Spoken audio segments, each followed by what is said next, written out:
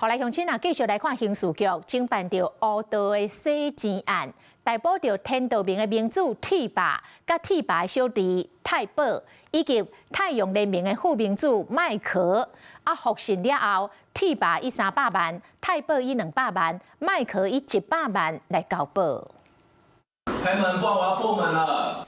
警方全副武装，押请搁伫外口，因内底的人是天道明的名主 T 爸詹英富。好，小心喽，小心喽！我没有洗钱。将近10亿吗？你有洗钱吗？没有洗钱。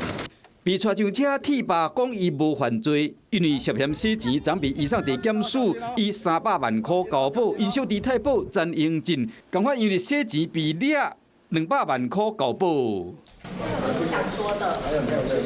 谢谢哦，谢谢，借过一下。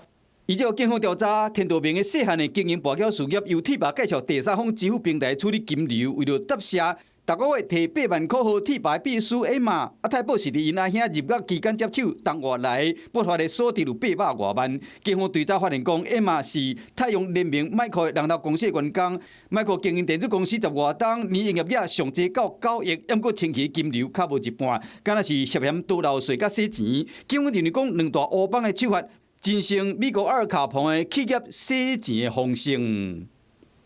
小心楼梯哦。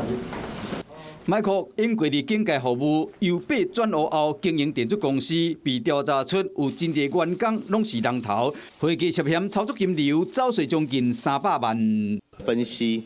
帮派主要干部的金流，那这些公司的话，它的主要目的就是以合法的外壳来掩饰非法的犯行。